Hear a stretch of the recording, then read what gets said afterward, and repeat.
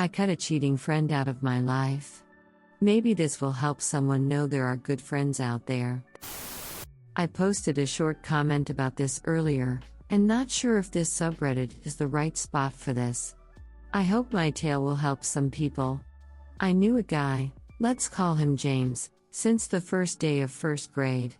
We were friends for the majority of our time in school. James is extremely intelligent, and most people don't assume much of him. He's very thin, lanky and reminiscent of Sheldon Cooper.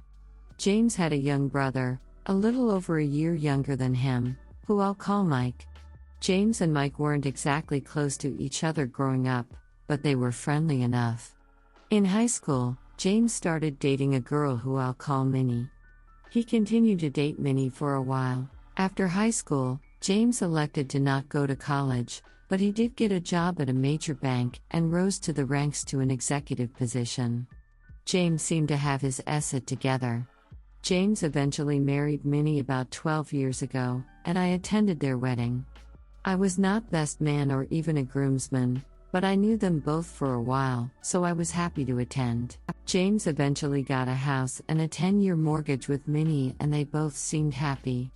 James opened his house up to his friends and family. He let Minnie's brother and brother's girlfriend and child stay in a spare room for a while.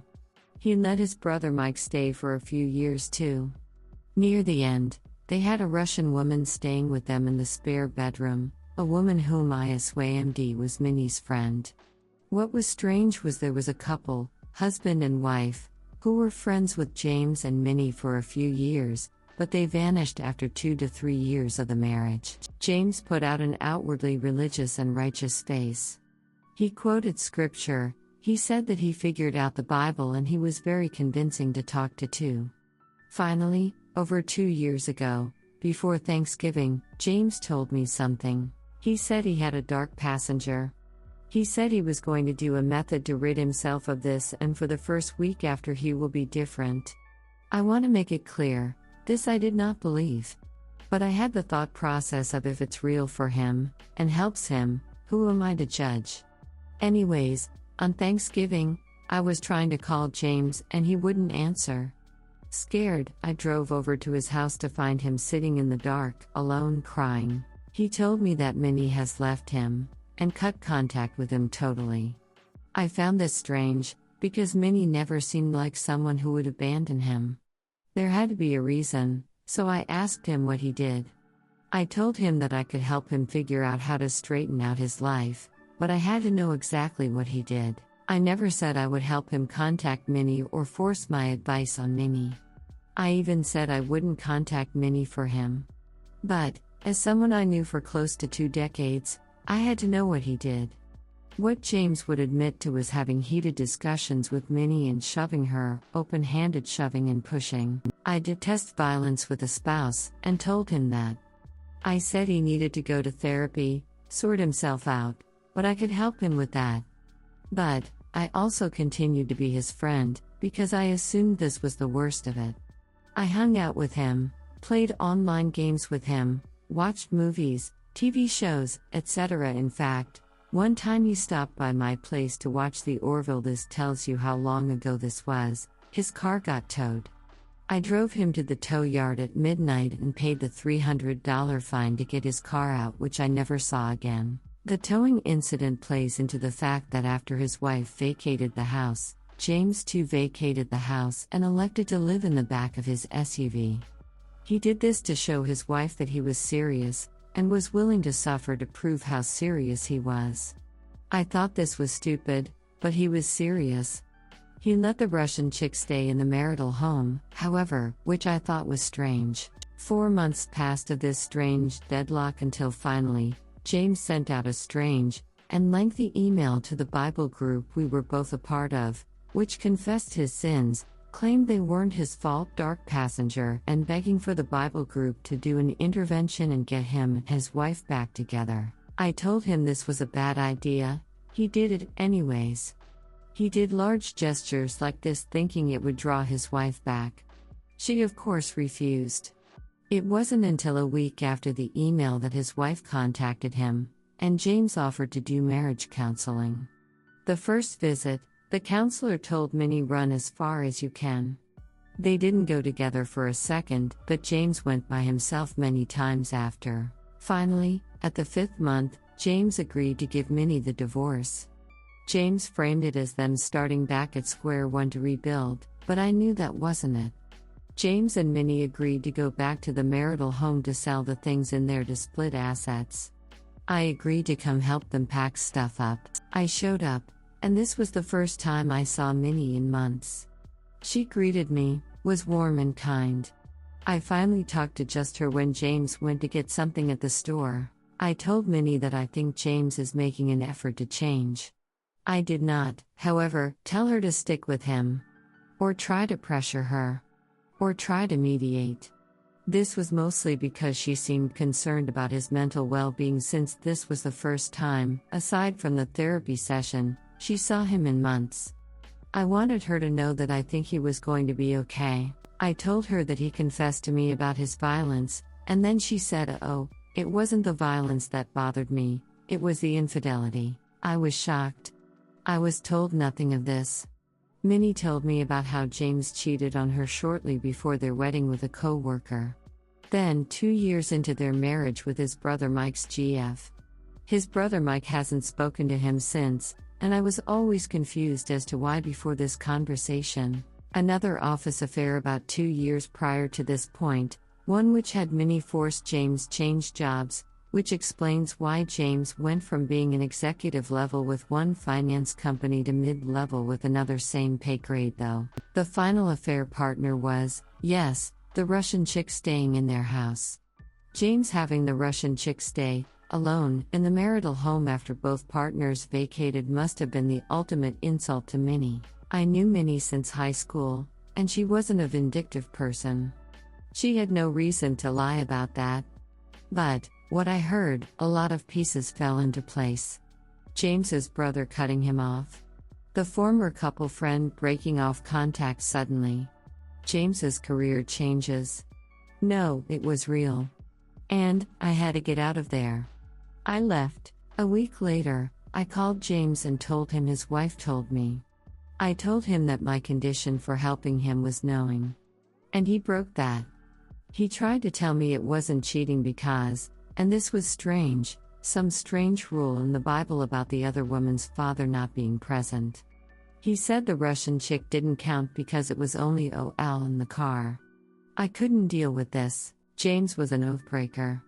Someone who was willing to screw over his own brother for moments of pleasure. I wasn't blood to James. What chance did I have that he wouldn't screw me over? I told James the first was cutting contact with him.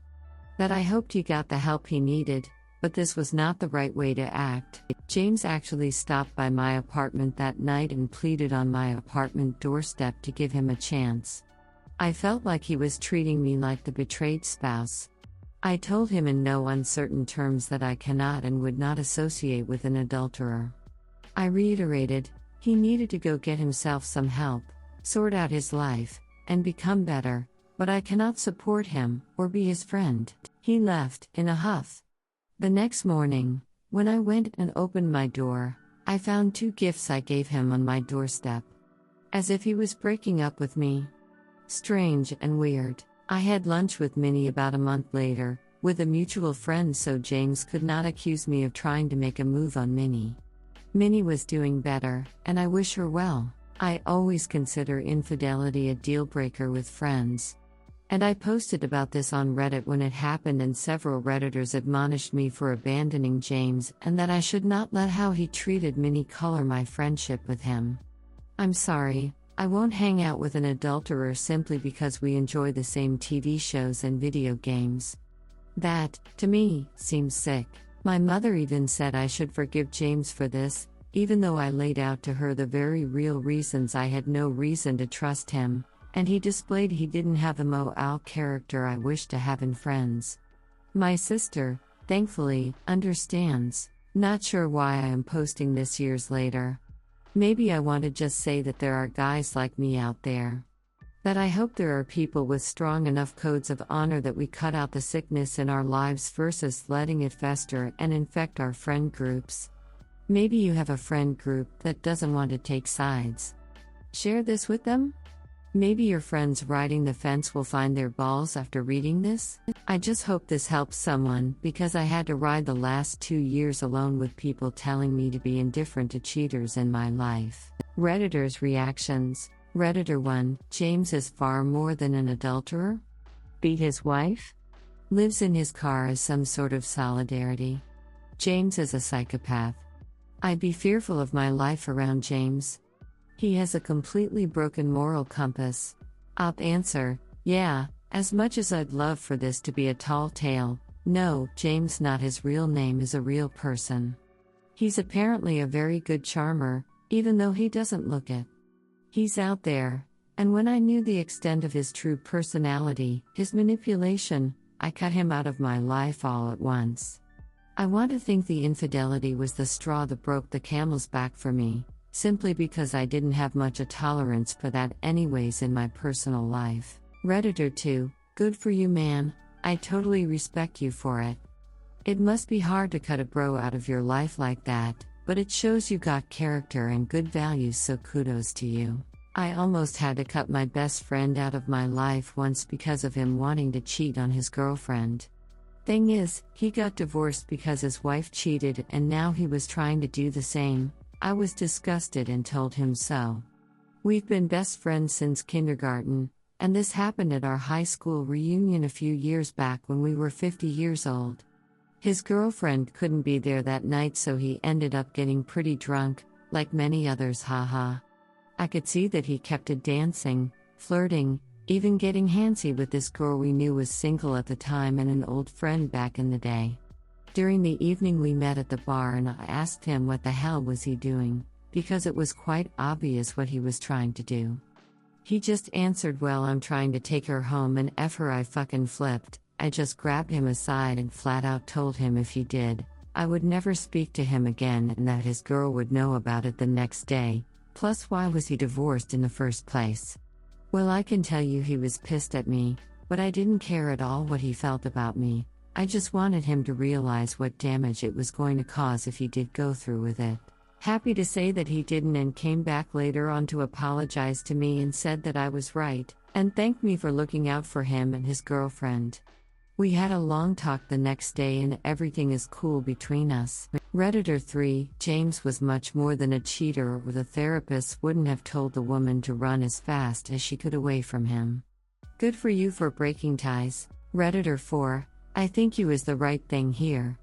Your friend sounds like he has some serious mental issues. The fact that he tries to justify this behavior and claim that cheating didn't count is also bizarre to me. I could not be friends with someone like this either. When someone cheats, it's a reflection of their character. I do believe people can change, but not those who do it multiple times and do not take accountability. I'm glad Minnie got out of there.